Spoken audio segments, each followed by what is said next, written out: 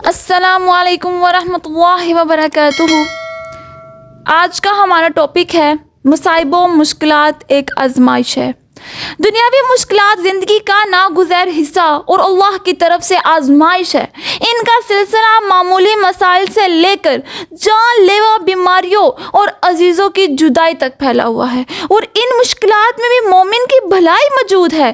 کافروں کی نظر میں مصائب صرف ایک غیر آرام دہ شے ہے، مگر مومن کے لیے آزمائش اللہ تعالیٰ سے تعلق مضبوط کرنے کا موقع ہے۔ اگر مومن حادثات کا مقابلہ صبر کے ساتھ کرے تو اللہ جو بے انتہا مہربان ہے اس کو بے حساب اجر عطا کرے گا، اس کے گناہوں کو دھو دے گا اور اس کے مقام کو جنت میں بلند کرے گا۔ یہ کون لوگ ہیں جن کے لیے اللہ تعالیٰ نے جنت کی خوشخبری کا اعلان فرما رہے ہیں؟ سورۃ البقرہ میں اللہ تعالیٰ فرماتے ہیں الذین اذا اصابتہم مصیبۃ قالوا انا للہ وانا الیہ راجعون۔ ان کو جب کوئی مصیبت آ پڑتی ہے تو کہتے ہیں ہم اللہ ہی کے ہیں اور اللہ ہی کی طرف جانے والے ہیں۔ یہی وہ مومن ہیں جن کے متعلق سورۃ البقرہ میں اللہ تعالیٰ فرما رہے ہیں اولئک علیہم صلوات من ربہم ورحمۃ واولئک هم المہتدون۔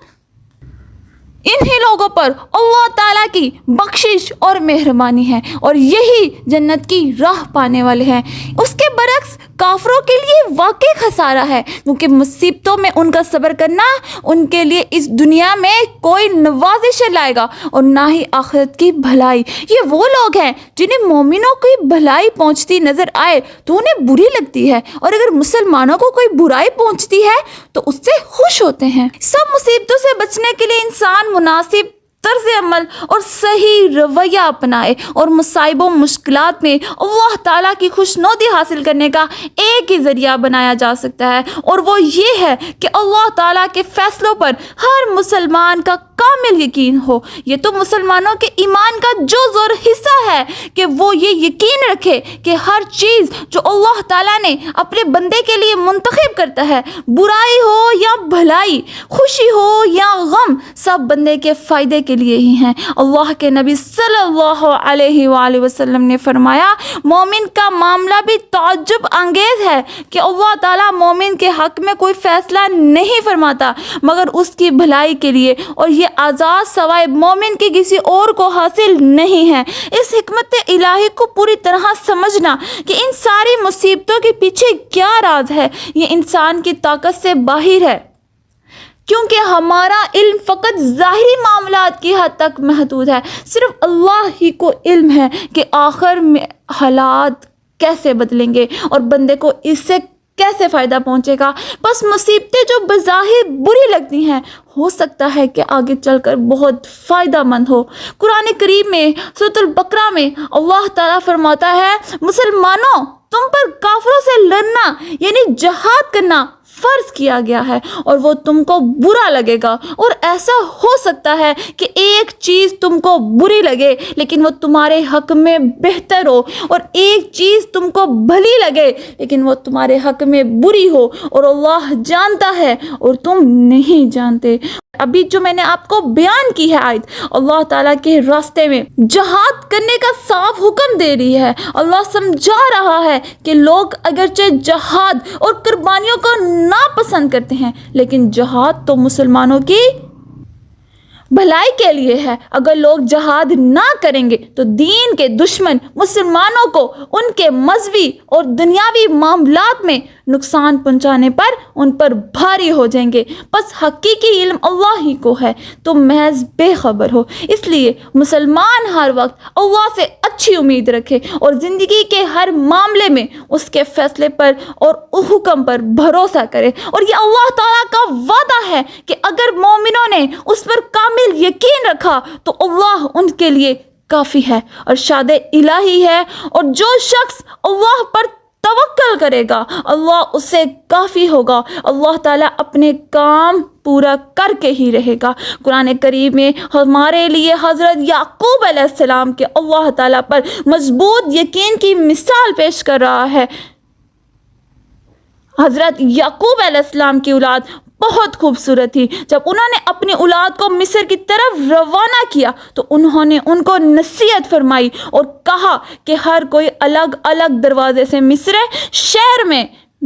شہر میں داخل ہو، کیونکہ اولاد یعقوب علیہ السلام بہت خوبصورت تھی، بہت تندرست اور توانا تھی، بہت جوان تھی، اور ان کو اولاد کے لیے خدشہ محسوس ہوا کہ کہیں لوگ انہیں نظر ہی نہ لگا دے، کیونکہ نظر برحق ہے۔ اسی لیے اللہ کے نبی حضرت یعقوب علیہ السلام نے فرمایا سورہ یوسف میں، اور یعقوب نے کہا اے میرے بچوں، تم سب ایک دروازے سے نہ جانا بلکہ کئی جدا جدا دروازوں میں داخل ہونا۔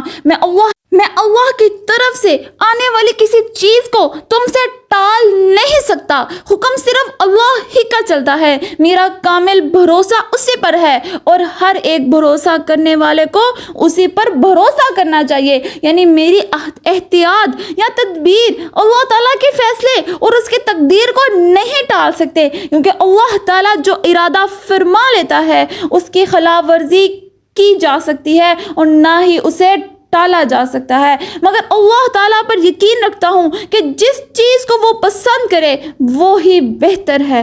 اہل ایمان کو بھی اس پر یقین رکھنا چاہیے، کیونکہ دکھ، درد، مال، اولاد، صحت، سلامتی، نفع، نقصان، زندگی، موت سب اسی کے ہاتھ میں ہے۔ تو پھر کیوں نہ ہر قسم کے دکھ درد میں اس کو ہی پکاریں۔ قرآن کریم میں اس کی بے شمار مثالیں موجود ہیں، جیسا کہ سورۃ الانبیاء میں اللہ تعالیٰ نے حضرت ایوب علیہ السلام کا واقعہ بیان کیا، جن کو دولت، اولاد، جسمانی صحت چھین کر آزمایا گیا۔ ان کے پاس بہت زیادہ جانور، گائیں، بیل اور فصلیں تھی، بہت اولاد اور خوبصورت مکانات تھے۔ پھر انہیں آزمائشوں میں مبتلا کیا گیا، جو وہ اپنی ہر چیز کھو چکے تو انہیں ان کے جسم کی بیماری لاحق کر کے آزمایا گیا۔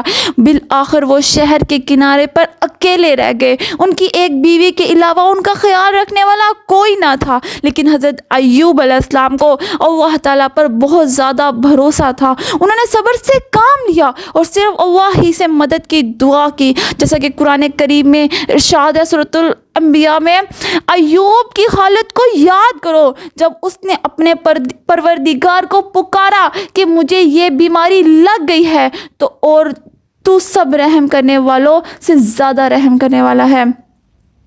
ان کی دعاؤں پکار کے جواب میں اللہ تعالیٰ نے فرمایا تو ہم نے ان کی دعا سن لی، جو دکھ انہیں تھا اسے دور کر دیا اور انہیں اہل و عیال عطا فرمائے، بلکہ اپنی خاص مہربانی سے اتنا ہی اور بھی دیا تاکہ سچے بندوں کے لیے یہ باعث نصیحت ہو۔ اسی طرح ایک اور اللہ کی بندی اور صحابیہ رسول اللہ صلی اللہ علیہ وآلہ وسلم جو بہت صابرہ تھی، ان کا واقعہ حضرت انس رضی اللہ تعالی عنہ کی روایت میں ہے۔ انہوں نے فرمایا کہ حضرت ابو طلحہ رضی اللہ تعالی عنہ کا ایک بیٹا فوت ہو گیا، اور حضرت ابو طلحہ رضی اللہ تعالی عنہ اس وقت گھر پر موجود نہ تھے۔ ان کی بیوی نے بچے کو غسل اور کفن دے کر اسے گھر کے ایک گوشے میں رکھ دیا۔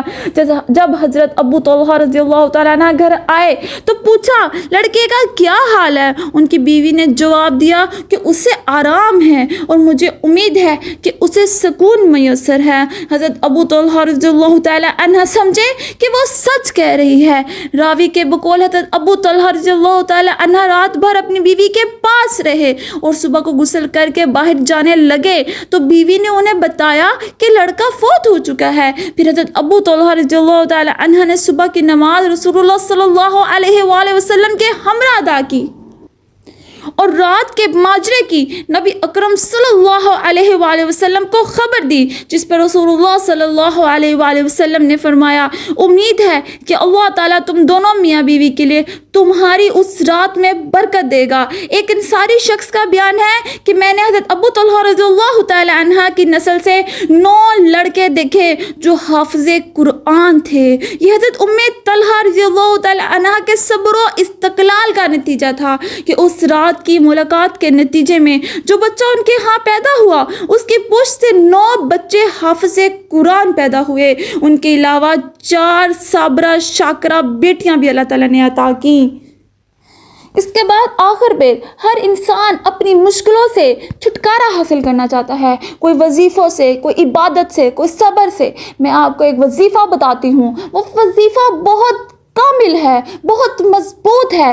اگر آپ اللہ پر بھروسہ رکھ کر اچھی نیت سے وہ وظیفہ کریں گے تو وہ ضرور قبول ہوگا۔